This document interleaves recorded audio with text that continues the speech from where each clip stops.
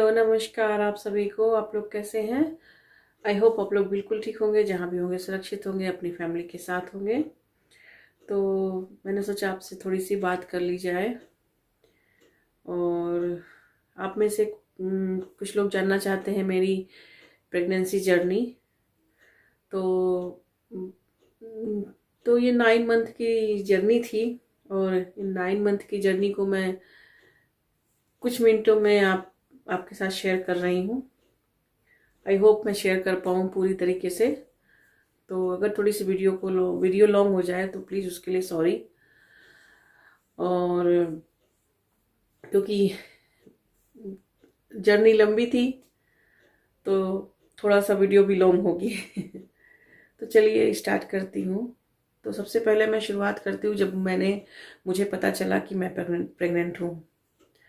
तो ये 12 फरवरी को मुझे पता चल गया था। डाउट हुआ था, मतलब क्लियर नहीं था लेकिन डाउट तो हुआ ही था कि मैं प्रेग्नेंट हूँ। तो मैंने बताया नहीं था किसी से, हस्बैंड से भी नहीं बताया था। कुछ नहीं, मैंने सोचा कि हो सकता है ऐसे ही मिसिंग हुआ होगा, हो सकता है फिर से दोबारा कुछ दिन वेट करके देख लेते हैं। तो जब 18 तारीख तक नहीं आया पीरियड मुझको, तो मेरा जो है शक यकीन में बदल गया। और मैंने जो है फिर सोचा कि हस्बैंड को बता दूं। तो मैंने सोचा इनके बर्थडे के दिन सरप्राइज दूंगी। तो मैंने फिर पहले तो चेक किया जाके, यस, तो पॉजिटिव निकला। तो उसके बाद फिर 20 तारीख को, जैसा कि आप लोग जानते हैं कि 20 को हस्बैंड का बर्थडे होता है। वेल उनका बर्थडे होता है महाशिवरात्रि को।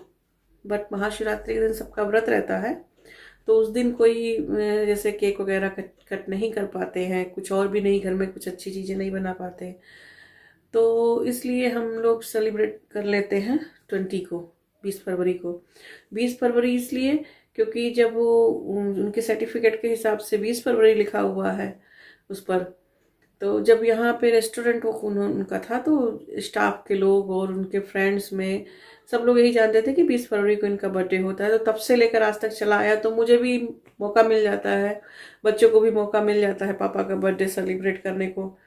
और महाशिवरात्रि दिन सबका व्रत हो जाता है, उनका खुद का व्रत रहता है। तो उस दिन तो कुछ ऐसा बनता नहीं है, लहसुन प्याज जैसा कुछ, सबका व्रत होता है तो फलहार जैसी चीज़ें बनती हैं। तो उस दिन पूजा होती है, उस दिन तो सब लोग मनाते हैं महाशिवरात्रि को, सब बाबा भोले बाबा का विवाह। तो इसीलिए इनका नाम जो है इनके माता पिता ने हरिशंकर रखा था, क्योंकि ये महाशिवरात्रि को हुए थे। तो मैंने सोचा इनको हम 20 को बता देंगे। तो 20 को एक दिन हम और रुक गए। फिर हमने जो है 20 को, ये जॉब पर थे तो इनके बर्थडे वाले दिन मैंने इनको मैसेज करा, खुश हो गए। लेकिन जिस दिन से मुझे पता चला कि हम प्रेग्नेंट हैं, मुझे ड्रीम आने लगे। ड्रीम आने आते थे मुझको कि मुझे ट्विंस है। मैंने इनसे कहा कि मुझे ड्रीम आया है, और लगातार आते थे। ऐसा नहीं था कि एक दिन आ गया तो नहीं, फिर उसके बाद नहीं आएगा। ऐसे करके जब तक हमको क्लियर नहीं पता चल गया है, 12 वीक की स्कैनिंग नहीं हो गई, तब तक आते रहे हैं ड्रीम। और जैसे मुझे 12 वीक की स्कैनिंग हुई, वैसे ही ड्रीम आना बंद हो गया। तो मुझे ड्रीम आया, मैंने इनसे कहा कि मुझे ड्रीम आया है कि ट्विंस हैं। तो बोले नहीं, ऐसा नहीं हो सकता, किसी को है ही नहीं है ट्विंस, तुमको कैसे हो जाएंगे ट्विंस? तुमने कहा ड्रीम आया है तो बता रही हूँ। बोले आप, तुम्हारा वहम है, तुम ज़्यादा ही सोच रही हो कुछ। तो मैंने कहा हो सकता है। तो इवन मुझे जेंडर भी आता था कि एक गर्ल्स है, एक बॉय है। तो हम ऐसे करते करते फिर 3 महीने बीते, स्कैनिंग हुआ हमारा, फिर पता चला कि हम जो है हमको ट्विंस है। थोड़ी देर तो मैं शॉक रह गई। सो मेरा ड्रीम्स कम ट्रू हो गया। मैंने कहा कि देखो मैंने बोला था। तो ये तो हैप्पी थे, बट मैं जो है थोड़ा सा शॉक्ड हो गई, क्योंकि मैंने कहा कि ये एक को पालने का एक्सपीरियंस ऊपर वाले ने ऐसे ही दे दिया, बस पालते पालते पाल लिया। अब 2 को एक साथ पालने का क्या एक्सपीरियंस है, मुझे तो नहीं पता है, कैसे करूँगी मैं। कोई फैमिली बैकग्राउंड, मतलब बैक सपोर्ट नहीं है, कोई नहीं है, ना यहाँ ना वहाँ, कोई बताने वाला नहीं है। और जैसे होता था कि आप लोग जैसे इंडिया में है, माँ है, सास है, घर में ससुराल वाले हैं, मायके में सब लोग हैं। तो आप अपनी बात को शेयर कर सकते हो। मैंने अपनी किसी प्रेगनेंसी में कोई मुझे अच्छा बुरा सुझाव देने वाला नहीं होता था। अगर बच्चे को थोड़ा सा मूवमेंट भी नहीं हो रहा है, मुझे हॉस्पिटल में भाग कर जाती थी। मतलब पहले भी प्रेगनेंसी में और इस प्रेगनेंसी में भी मैं जितना मैं डॉक्टर के ऊपर डिपेंड रहती थी उतना मुझे, क्योंकि कोई था ही नहीं जिससे मैं कोई बात कर सकूं, कुछ पूछ सकूं। तो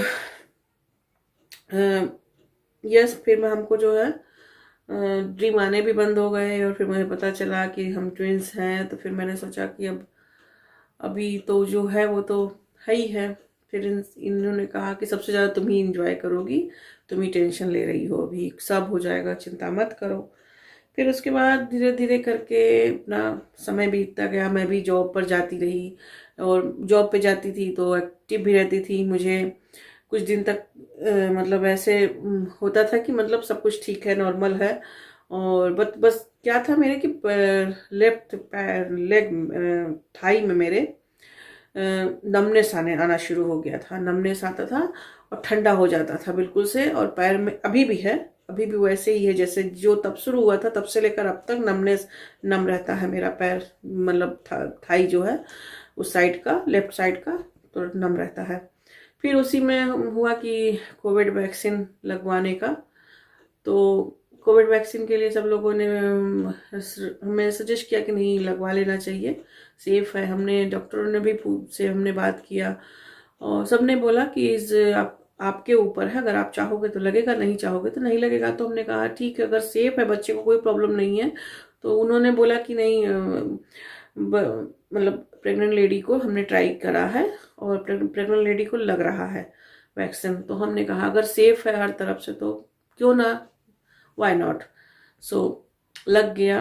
फिर पहले दिन तो मुझे बहुत ज़्यादा स्वेलिंग वगैरह हुई, और सर में दर्द, बुखार, पूरा हाथ नहीं उठता था। सॉरी, कैमरा भी हिल रहा होगा। हाथ नहीं उठता था। मैंने जॉब से ऑफ लिया था फिर।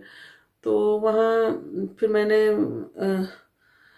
जॉब पर ही हम थे, तो मुझे पता चला कि मेरे लेफ्ट पैर में ही फिल्ली जहाँ होती है घुटने के नीचे से, मुझे पूरा रेड कलर का हो गया, और वो टेंडर बहुत, मतलब टाइट बहुत हो गया वहाँ का स्किन।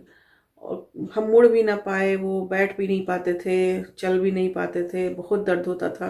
तो हमने सोचा ऐसे ही होगा। 2 दिन 3 दिन मैंने ऐसे जाने दिया, किसी से ना कुछ कहा ना पूछा। तो फिर एक दिन मैंने हस्बैंड को दिखाया, मैंने कहा देखो ये मुझे पता नहीं क्या हो गया है। तो इन्होंने गूगल पर सर्च किया, तो पता चला कि आपको ब्लड क्लॉट हो सकते हैं वो कोविड वैक्सीन के बाद। तो डॉक्टर से हमने कॉल किया, जीपी गए, जीपी ने हमें तुरंत हॉस्पिटल भेजा, वहाँ इंजेक्शन वगैरह दिया गया। लेकिन वो ब्लड क्लॉट नहीं था। वहाँ पे चेकिंग, जांच हुई, और स्कैनिंग हुआ, सब कुछ हुआ, कहीं कोई गांठ वाट नहीं निकली। फिर 1 महीने बाद उन्होंने डेट दिया फिर से स्कैनिंग करने को। बट उस स्कैनिंग के और उस जांच के जो दरमियान, जो हमको बिटवीन, उसके बीच में जो फाइंड किया उन्होंने, वो ये कि हमारे बॉडी में एंटीबॉडीज आ गई है कहीं से। तो एंटीबॉडीज कहाँ से आई किसी को नहीं मालूम। और जब हम स्कैनिंग हमारा शुरू हुआ और मिडवाइफ से अपॉइंटमेंट वगैरह सब शुरू हुआ, मिडवाइफ कभी नहीं आके मुझे घर देखी है, मुझे ही जाना पड़ता था। क्योंकि एक तो कोविड, ऊपर से कैम्ब्रिज रेफर कर दिए, तो फिर यहाँ से मिडवाइफ का कोई काम भी नहीं रह गया। इवन मुझे कैम्ब्रिज की ही मिडवाइफ देखती थी। मुझे अगर एक ब्लड टेस्ट कराना होता था, मुझे कैम्ब्रिज जाना पड़ता था। तो पहले यहीं पे हमारे नियरेस्ट हॉस्पिटल में ही हमको देखा गया, चेकअप हुआ। उसके बाद वहाँ पता चला कि हमारे हीमोग्लोबिन 6 पॉइंट है पूरी बॉडी में। तो फिर आयरन वगैरह का टैबलेट दिया गया, आयरन का टैबलेट हमने लेना शुरू किया। उसके साथ और भी विटामिन वगैरह जो भी हमारे चलते थे वो चलते रहे। फिर हमें प्रीक्लम्सिया की भी शिकायत बता दिया उन्होंने। फिर हमको जो है बोला एस्प्रिन खाने के लिए। एस्प्रिन भी हम लेने लग गए, 2 टैबलेट डेली। फिर उसके बाद जब हम स्कैनिंग, और मेरे जो स्कैनिंग थे शुरू से लेकर, मतलब 12 वीक की स्कैनिंग के बाद से एवरी 2 वीक पे स्कैनिंग हो रहा था। उस टाइम तक, जब तक जो है इस वजह से, क्योंकि एक बच्चा जो है अच्छे से उसको देख ले रहे थे, जो दूसरा बच्चा था वो बहुत ही डीप में था तो उसको नहीं देख पा रहे थे, तो इसलिए बार बार उनको स्कैनिंग करना पड़ता था। तो उसका हार्ट वगैरह, लंग्स वगैरह ये सब नहीं चेक कर पा रहे थे वो। तो जब कुछ कॉम्प्लिकेशंस आ जाते हैं, एंटीबॉडीज भी उनको मिल गए, तो उन्होंने फिर कहा कि क्योंकि बैरी में बहुत ही उस समय बिजी चल रहा था और यहाँ पर उतने साधन सुविधा नहीं थे, उस हॉस्पिटल में हमको उस टाइप का ट्रीटमेंट नहीं मिल पा रहा था जिस टाइप का हमें हमें उस स्टेज पे चाहिए था। तो उन्होंने हमको कैम्ब्रिज में भेजा कि आपको स्कैनिंग वगैरह के लिए वहाँ भेजा। तो कैम्ब्रिज वालों ने कहा कि हमारे साथ जो कम्युनिकेशन ब्रेक हो रहा है, हम नहीं समझ पा रहे हैं कि हम आपका किस लेवल पर ट्रीटमेंट शुरू करें या कहाँ से शुरू करें, क्योंकि पेपर वर्क और सब चीज़ें बहुत ज़्यादा मिसिंग हो रही थी। तो उन्होंने कहा हम आपको किडनैप कर ले रहे हैं। तो हमने कहा आपके ऊपर है, मुझे तो बेस्ट रिजल्ट चाहिए, आप किडनैप करके मुझे रिजल्ट दो या चाहे जैसे दो। तो उन्होंने मुझे कर लिया, अपने हैंड में ले लिया और यहाँ से मेरे नियरेस्ट हॉस्पिटल से सब खत्म हो गया। इवन मेरे यहाँ की जो मिडवाइफ थी वो भी, तो मुझे अगर ब्लड टेस्ट कराना होता था, मुझे ब्लड प्रेशर नापने का होता था, मुझे जो है किसी भी तरह की जांच होती थी तो उन लोगों ने मुझे एवरी वीक आफ्टर मुझे जो है स्कैनिंग करना शुरू कर दिया। तो जब मेरा वहाँ पे 16 वीक स्कैनिंग मेरा बैरी में हुआ था, 17 वीक हुआ तो उन्होंने पूरा उसका मेजरमेंट बेबी का नहीं हो पाया, एक बेबी का राम का, कि उस समय तो बेबी 1 और बेबी 2 ही सब लोग कहते थे, राम तो नाम तो रखा नहीं गया था। तो बोलते थे बेबी 2 इज फाइन, बेबी 1 अभी जो है उसको हम नहीं देख पा रहे हैं पूरी तरीके से, बहुत ही डीप में है, हाइड हो जा रहा है। और ये बहुत फोटोजेनिक नहीं था, कभी इतने दिनों में इसका कोई फोटो अच्छा नहीं आया था। तो हम वहाँ पर जब देखे तो उन्होंने बोला कि मेरा ब्लड टेस्ट वगैरह हुआ, मेरे बॉडी से कोई एंटीबॉडीज नहीं गया था, आया नेगेटिव निकला, मतलब मेरा ब्लड ग्रुप नेगेटिव नहीं है, मतलब रिजल्ट नेगेटिव निकला। फिर हुआ कि इनके पापा का चेक होगा, तो इनके पापा का चेक हुआ, ब्लड वगैरह उनसे भी नहीं गया था, पता नहीं कहाँ से आ गया था। फिर जब उन्होंने 18 वीक स्कैनिंग किया तो उन्होंने देखा कि बेबी के बाउल के अंदर कुछ लिक्विड थिंक है, कुछ लिक्विड ही था। तो उन्होंने कहा कि ये जो दिख रहा है ये एरिया, बेबी के बाउल में कुछ लिक्विड है। हमने कहा ये कैसे हुआ? तो बोले कि या तो बेबी ने आपका जो है ब्लड जो है कहीं से ब्लड पी लिया है, और या क्या है जाने, हो सकता है डाउन सिंड्रोम का प्रॉब्लम हो, उसके उस वहाँ से भी कुछ हो सकता है, पता हो। बट ये चेकअप हम नहीं करेंगे, आपको बाहर 500 पाउंड देकर करवाना पड़ेगा, हम आपको बता देंगे कि कहाँ आपको जाना है। तो हमने कहा अगर डाउन सिंड्रोम के साथ बेबी हुआ तो क्या करेंगे आप? तो बोले कि मेडिकल साइंस में ऐसा है कि पहले तो आपके इच्छा और आपके हस्बैंड की इच्छा के ऊपर डिपेंड करेगा। यदि आप डाउन का बेबी रखना चाहोगे तो ठीक है, नहीं रखना चाहोगे तो हम जो है उसको एक बेबी को की प्रेगनेंसी चलने देंगे, एक बेबी को वाटर स्टॉप कर देंगे, अब एक बेबी को हम हटा देंगे, मतलब ऐसा वो प्लानिंग करने लग गए। तो हमने आप एक बार जब बच्चा आपके अंदर पनपने लगता है, एक बार उसकी हार्ट बीट, उसका मूवमेंट आप समझने लग जाते हो, उसको अपनी आंख से, इवन उसका एहसास ही बहुत होता है, चाहे वो एक बच्चा हो चाहे वो 2 बच्चा हो। हम कैसे कह देते कि हम ऐसे ऐसे इस तरह के डिसीजन लेकर कि नहीं आप डाउन का बेबी हम नहीं रखेंगे। मैंने कहा कि बेबी चाहे जैसा भी है, लोगों ने भी मुझे सजेस्ट किया, कुछ लोगों ने कहा कि ये डाउन का बेबी रखने से अच्छा है कि उसको जन्म ना दो। तो और कुछ लोगों ने मुझे, जो मेरे फ्रेंड में थे, उन्होंने कहा कि जस्ट जस्ट भूल जाओ, मान लो कि अगर कोई लाइफ में कुछ ट्रेजिडी हो जाती है फैमिली में या बच्चों में, तो क्या आप उस इंसान को या उस बच्चे को छोड़ दोगे? तो जस्ट सोचो कि सब कुछ ऐसा ही हुआ है, इसलिए उस चीज़ को भूल जाओ। मैंने कहा ये हम कर ही नहीं सकते हैं, पहली बात तो हम डाउन का होगा तो भी रखेंगे, नॉर्मल होगा तो भी रखेंगे। ओके, तो हमने ये डिसाइड किया था कि फिर हमने उनको बता दिया था, स्पेशली वो फ़ोन करके, वो टीम फ़ोन करके हमसे बार बार पूछते थे कि हमें क्या करना है, आप बताइए, क्योंकि डिसीजन लेने में देरी हो रही है। तो हमने उनको मतलब हाँ 18 वीक की स्कैनिंग में उन्होंने बताया था। तो 18 वीक की स्कैनिंग में उन्होंने ये भी कह दिया था, क्योंकि 20 वीक की स्कैनिंग में अगर आप जानना चाहोगे कि बॉय है या गर्ल है, जेंडर आप जानना चाहोगे, तो डॉक्टर आपको बता देते हैं यहाँ पे, यदि आप उनसे जानना चाहोगे, पूछोगे तो उन्होंने उनको शायद मालूम हुआ कि हमको पता होगा। तो जब 18 वीक का स्कैनिंग हुआ तो उन्होंने कहा कि वन बेबी फाइन है और everything is good and he is doing very well, he is growth. तो मेरी जो फ्रेंड मेरे साथ, एक मेरी फ्रेंड गई थी, हम उसके साथ गए थे उस दिन 18 वीक की स्कैनिंग के लिए, क्योंकि हस्बैंड जॉब पर थे और बीच में ही मुझे अचानक से वो इमरजेंसी अपॉइंटमेंट था, इसलिए मुझे जाना पड़ गया था इसी एंटीबॉडीज़ की वजह से।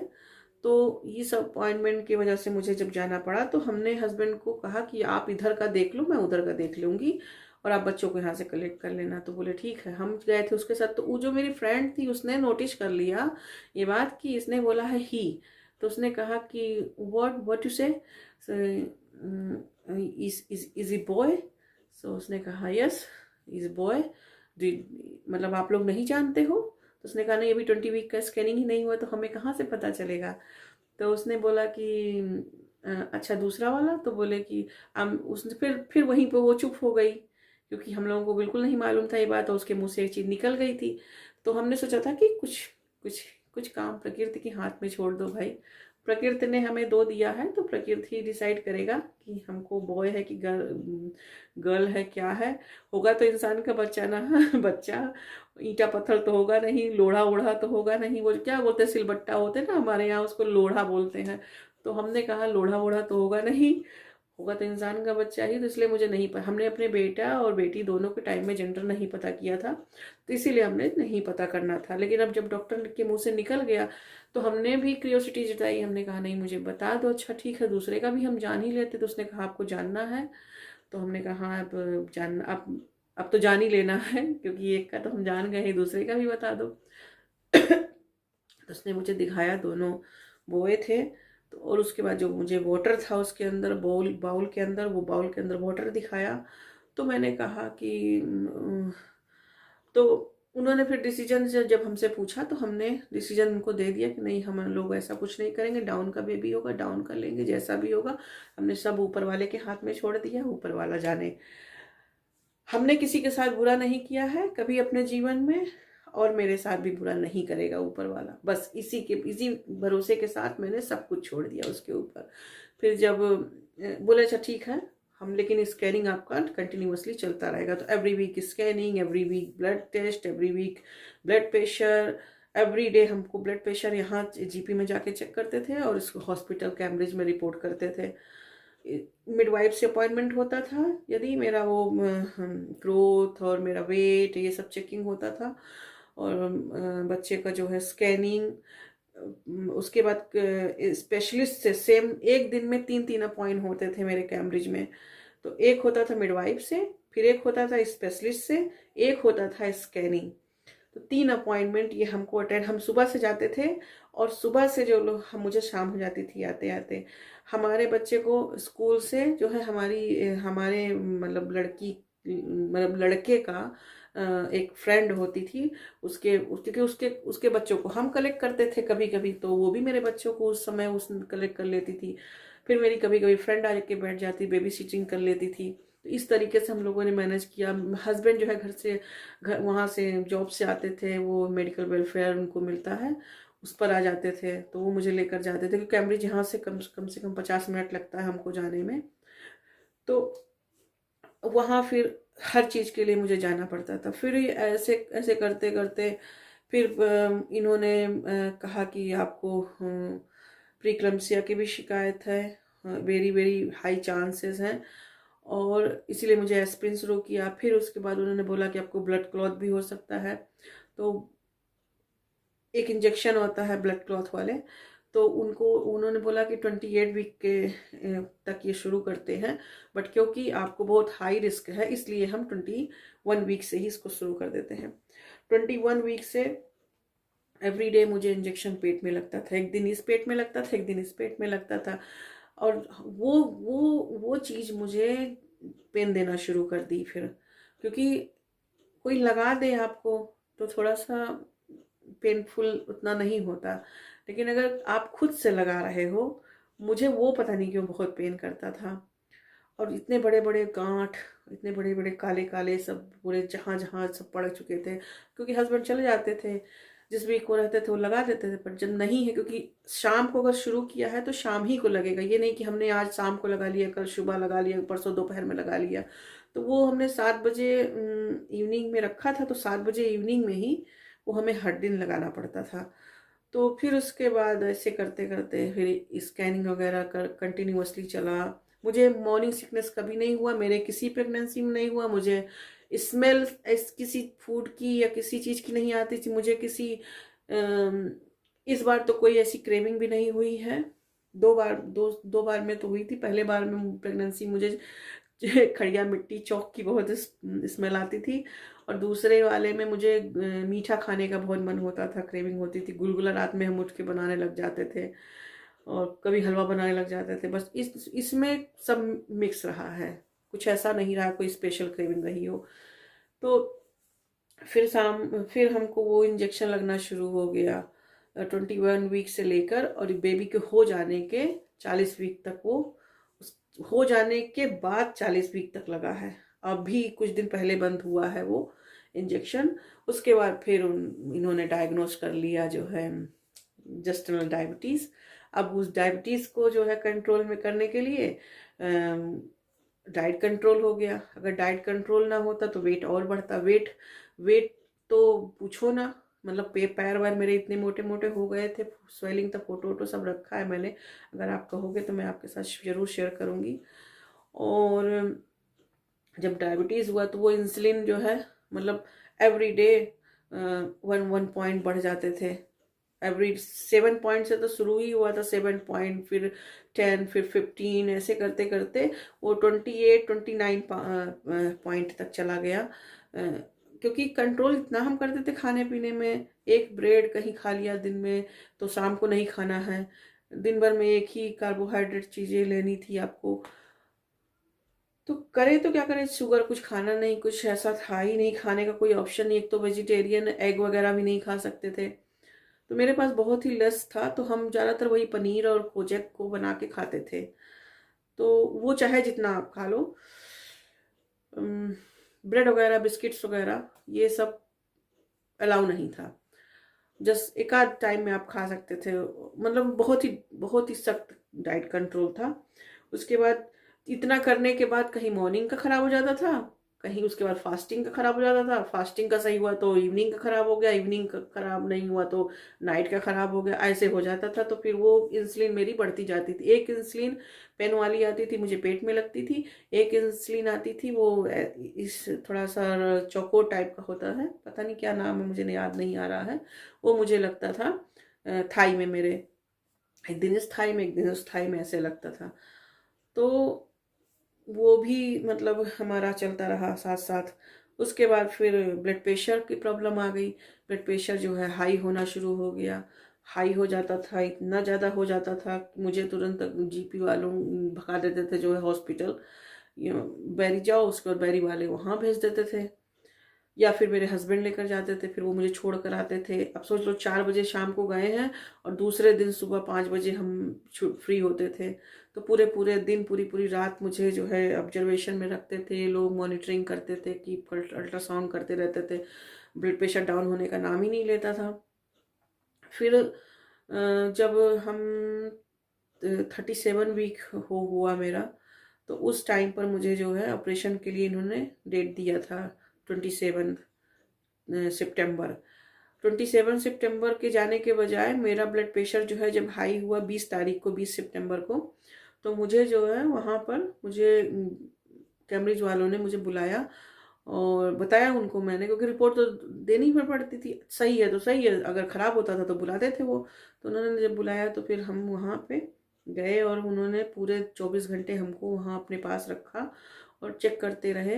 बट कंट्रोल ही नहीं होता था। ऐसे करते करते करते 25 बीता, 26 बीता। तो जब 25 तारीख आया तो उन्होंने बोला कि अब आप 3 डेज आफ्टर कोविड टेस्ट होता था, तो अगर हम उस 3 डेज के पहले आते तो ऑपरेशन से पहले सारे प्रोसेस मुझे पहले से ही करने थे, तो वो सारा प्रोसेस मेरे साथ चल रहा था। तो उन्होंने कहा कि आप यहीं रुक जाओ, हस्बैंड आप मतलब बच्चों को कहीं अपना उनको ऑर्गेनाइज करके फिर वो आ जाएंगे ऑपरेशन के दिन, आप यहीं रुक जाओ, क्योंकि 2 दिन बचे हुए हैं और कोविड वगैरह तो आपको वैसे भी चेक करना था, और वो सब प्रोसेस करने में एक कोई दवाई देते हैं वो खाना पड़ता है ऑपरेशन के पहले, तो वो सब करना था। तो इसलिए मुझे वो रोक लिए, और ब्लड प्रेशर सैटरडे को थोड़ा सा कंट्रोल में, मंडे को ऑपरेशन होना था, सैटरडे को कंट्रोल हुआ, रात में फिर बढ़ गया। इवन उन्होंने बोला कि जब बेबी को मॉनिटरिंग करने आए तो एक बेबी तो सही था, एक बेबी जो है उसका हार्ट बीट ही नहीं मिल रहा था, पता नहीं कहाँ ये था कि हार्ट बीट ही नहीं मिल रहा था उसका। तो उन्होंने बोला कि अगर ऐसा होगा इस तरीके से तो हम जो है रुकेंगे नहीं, हम ऑपरेशन आज ही कर देंगे, मतलब किसी भी टाइम कर सकते हैं। हम लोग बहुत डर गए कि बेबी गया कहाँ, किधर गया। तो वो तुरंत जो है मतलब करने ही वाले थे, तैयारी उनकी पूरी तरीके से थी, लेकिन अचानक से जो है उनको स्कैनिंग में स्कैन पूरा उसको करना पड़ा। स्कैनिंग में वो दिख गया नीचे कहीं बहुत डीप में था, इवन इतना डीप में था कि जैसे लगता था कि पुश कर रहा है, जैसे लगता है अभी निकल जाएगा बेबी, अभी टॉयलेट हो जाएगा, ऐसे होता था। तो उसके बाद फिर बेबी दिख गया तो थोड़ा सा आराम हो गया, 2 दिन और राहत मिल गई। जो डेट उन्होंने दिया था हम उन लोग उसी डेट पर चले। फिर हमने जो है 27 तारीख की मॉर्निंग में ऑपरेशन हमारा हुआ, बट ये दोनों हो गए। उसके बाद उन्होंने मुझे 5 दिन हमको ब्लड ऐसा गिरा जैसे लगता था कि कोई पानी बह रहा हो, ऐसा ब्लड होता था, ऐसा ब्लड गिरा। मतलब खड़े होते थे, अगर हमको टॉयलेट तक जाना है, टॉयलेट तो जाना ही पड़ता था। पहले तो 3 दिन तो पाइप लगा हुआ था, बैंडेज उन्होंने दूसरे दिन खोल दिया था, हमारा स्टिचिंग का जो था वो बैंडेज तो खोल दिया था, लेकिन पाइप लगा हुआ था, तो मुझे टॉयलेट तो नहीं जाना पड़ता था। 2 दिन तो गए ही नहीं थे, खाया पिया कुछ था ही नहीं। तो टॉयलेट पाइप लगा था तो नहीं जाना पड़ता था, लेकिन ब्लड जो गिरता था, जब पाइप निकाला तब तो जाना ही है ना, तो ब्लड अब जब उठते थे तो पूरा ऐसे रास्ते में ब्लड। 5 दिन मेरे साथ हस्बैंड रहे तो वो अपना साफ करते थे। वो उनको बताया मैंने कि उनको तो ब्लड, इंसान का क्या जानवर का ब्लड भी नहीं पसंद है, बट कभी नहीं, जब आप कर सकते हो तो क्या करोगे, करना ही पड़ेगा। तब उन्होंने वो करते थे। फिर 5 दिन तक वो मेरे साथ रहे वहाँ पे हॉस्पिटल में। लेकिन उसके बाद अब सोचो, हम 20 को गए हैं हॉस्पिटल, 20 सितंबर को आए हैं 5 अक्टूबर को घर पे, क्योंकि 5 दिन तो मुझे ऑब्जर्वेशन में रखा। ब्लड मेरा 5 दिन तक बिल्कुल कंटिन्यूअसली चलता ही रहा है, किसी भी तौर से कपड़े बिस्तर हर जगह खराब हो जाते थे। तो उसके बाद फिर इसको राम को जो है जॉइंटिस शुरू हो गया उसी जगह उसी रूम में। तो इसको ट्रीटमेंट में उन्होंने हॉट बेड पे लिटाया था, तो 2 दिन इसका चला। उसके बाद तीसरे दिन जब ये सही हो गया तो इसको दूसरे वार्ड में हमें जब एडमिट किया तो दूसरे वाले को हो गया।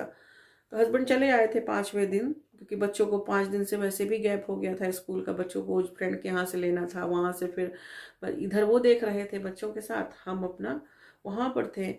तो अब अकेले हम हॉस्पिटल में थे, अपना उनको नैपी चेंज कराना, अपने आप को जो है संभालना, और तो उसमें जो है इन्फेक्शन भी हो गया था मेरे स्टिचिंग पर। तो मतलब प्रॉब्लम तो रही ही, कोई साथ में नहीं था। 5 दिन हस्बैंड थे, लेकिन अब बच्चा आपके पीछे भी तो है 2, उनको भी तो देखना है, तो उनके लिए इनको यहाँ आना पड़ा था। तो यही होता है कि जब पहली प्रेगनेंसी होती है तो आपके साथ कोई नहीं होता, आप 2 होते हो तो चाहे जब चले आओ चाहे जब चले जाओ। लेकिन जब दूसरी प्रेगनेंसी है तो फिर आपके साथ 2 और एक और होता है, फिर तीसरी है तो 2 और आते हैं। तो बस उसके बाद 5वें दिन हम 5 अक्टूबर को घर आ गए। और घर पे भी अब रोज रोज तो हम चावल हस्बैंड बना लेते, खिचड़ी वगैरह बना देते थे, बट हम वो खिचड़ी नहीं खा सकते थे रोज रोज ना। हॉस्पिटल से आए थे, ऑपरेशन हुआ था, खिचड़ी खाते तो मुझे उठ के जाकर रोटी बनाना ही पड़ता था। तो जाते थे खड़े से होके रोटी बना देते थे, तो काम भी करते थे साथ साथ में आके। हमेशा हम पॉजिटिव रहे हैं, एक्टिव रहे हैं, और अपने आप को एक्टिव रखा है। और प्रेगनेंसी के पहले भी, प्रेगनेंसी के बिटवीन भी, प्रेगनेंसी के बाद भी मैंने कभी लेजीनेस नहीं दिखाया है।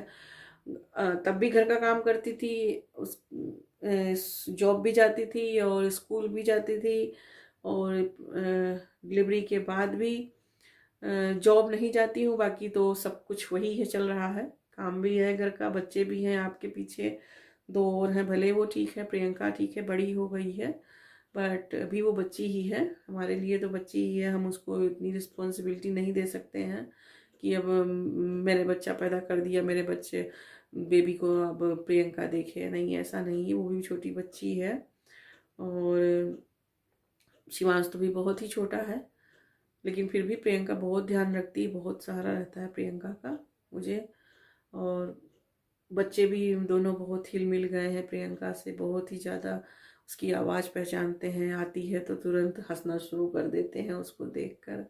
तो जानते हैं कि दीदी अभी घुमाएगी, मम्मा तो घुमाती नहीं है, मैं उसको दोनों को घुमाती भी नहीं हूँ, बारी बारी से घुमाती हूँ, लेकिन उतना नहीं जितना वो लिए रहती है, क्योंकि मुझे मालूम है ना, मुझे झेलना है। अब वो जब छुट्टी रहता है तो रोने नहीं देती है वो, लेकिन अगर वो चली जाती है तो फिर यही ये नौटंकी करना शुरू कर देते हैं दोनों।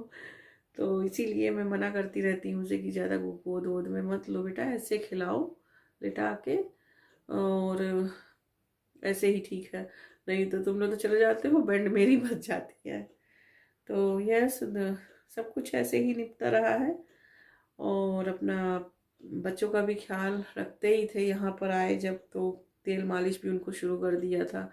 तो सब कुछ ऐसे ही, जब भगवान जो है वो टेस्ट लेता है, आपको चैलेंज देता है, तो आपको सहने की शक्ति भी दे देता है। तो ऊपर वाले ने वैसे ही सहने की शक्ति भी दे दी है, दिमाग भी दे देते हैं कि आपको ये ऐसे ऐसे करना है, तो चीज़ें सब होती गई। अच्छा हाँ, एक क्वेश्चन और किया था कि ऑपरेशन से कितने बच्चे हो सकते हैं। तो ऑपरेशन से अपने इंडिया में तो मैंने सुना था कि 3 बच्चे हो सकते हैं। पहला अगर ऑपरेशन हुआ है तो दूसरा ऑपरेशन से होगा, और तीसरा भी ऑपरेशन से होगा, ऐसा मैंने सुना था। बट यहाँ जब हम आए तो यहाँ पर ऑपरेशन से पहला बच्चा अगर हुआ है तो वो सेकंड मतलब बच्चे को नॉर्मल कराने की कोशिश करते हैं, और यदि वो नॉर्मल नहीं हुआ किसी भी कारण से तो वो ऑपरेशन से होगा, तो तीसरा बच्चा भी आपका ऑपरेशन से होगा।